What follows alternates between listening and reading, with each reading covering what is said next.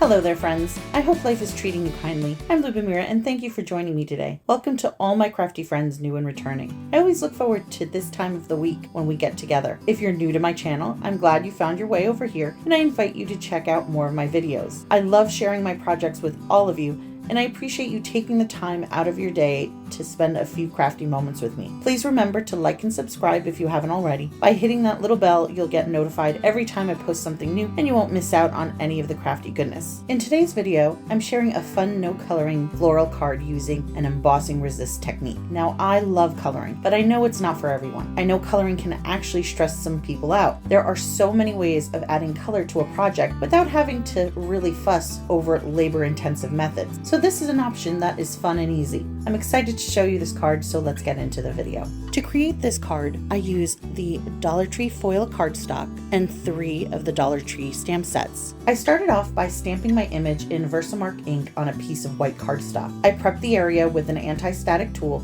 and stamped the image of the blossom first. I chose the Dollar Tree stamp set that has all of these neat build your own bouquet elements. I'm going to make a single flower, but you could do a more complex arrangement if you'd like. And for those of you that don't have this set, please don't worry. Use your favorite flower stamp instead. So many of you comment that your Dollar Trees don't carry many of the items I use. And while that's really no fun, you don't have to use the items I do to get similar results.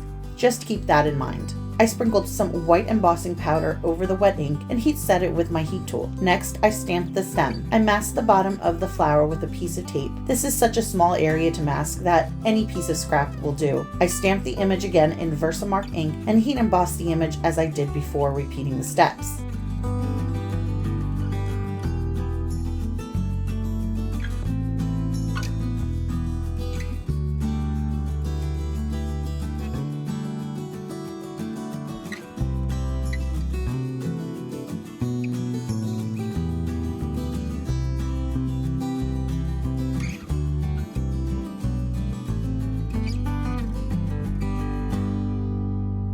Here comes the fun and messy part of the project. To add color to the image, I used Dylusion Ink Sprays. Any spray will work though. Distress sprays or handmade sprays, use what you have on hand. I used the colors Vibrant Turquoise, Funky Fuchsia, and Crushed Grape to make this card. You will want to protect your work area, and I say area because the spray tends to travel, especially if you tilt the nozzle. I use an old box for this, but even then, I sometimes get spray in places I didn't mean to. So definitely use caution if you have anything important lying around. Now, there is no guarantee of getting the same results when you use sprays. The angle you hold the bottle, the flow and consistency of the ink, the distance you hold it away from the paper, it all plays a role. The best way is to just have fun and do some experimenting. On my first spray, I held the turquoise bottle at an angle and tilted the nozzle rather drastically. It created this long pattern of color that was heavy towards the front and middle and sputtered out around the edges. I really like that. I tried to recreate that same effect on the next sprays using the fuchsia on top of the page and the purple towards the bottom. I tend to overwork things, so I was really proud of myself when I walked away after doing those sprays. I didn't want to risk adding more ink and not liking the results. The colors really brought the details of the flower out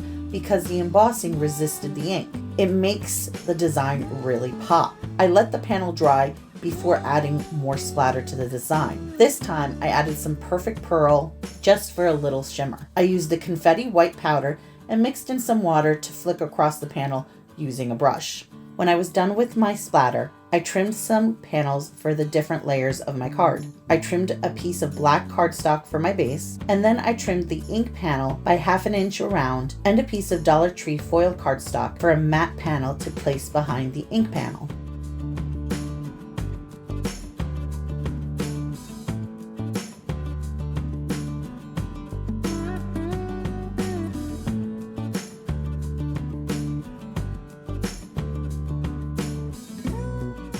Next, I worked on the sentiments. I chose Just a Note and For a True Friend from 2 Dollar Tree sets. I stamped the words on a piece of black cardstock, but in the end, I only created a banner with Just a Note. I prepped the area with an anti-static tool and then stamped the greetings in VersaMark ink. I applied white embossing powder to the wet ink and heat set it with my heat gun.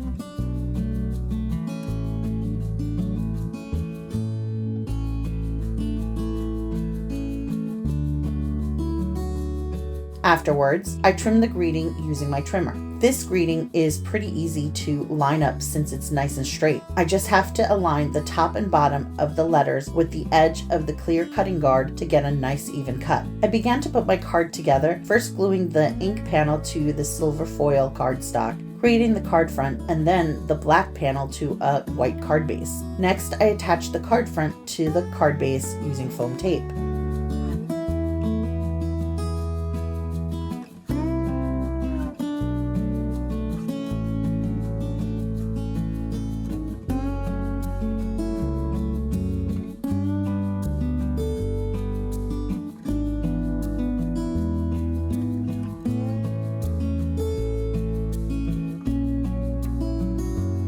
I really liked the "For a True Friend" greeting, so I added it directly to the card front. Since I had put the majority of the card together and it was bulky, I removed the foam mat from inside my stamping platform to stamp the sentiment. Otherwise, the stamp would be right up against the paper without having to add any pressure to the plate. You do want that wiggle room to make adjustments, so that's why I removed the foam. I stamped the words in black pigment ink and then applied clear embossing powder to the wet ink. To finish the greeting, I heat set the powder using my heat gun. I added the "Just a Note" banner to the front of my card using foam tape. I trimmed it with scissors, and with the help of a T-square to make sure it was straight, I attached it to the front of the card above the other sentiment.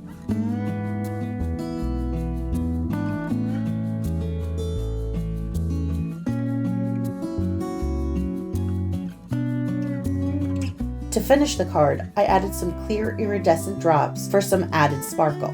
And that's it for this card. I really enjoyed making this one because it came together so quickly. This type of card is great for mass production.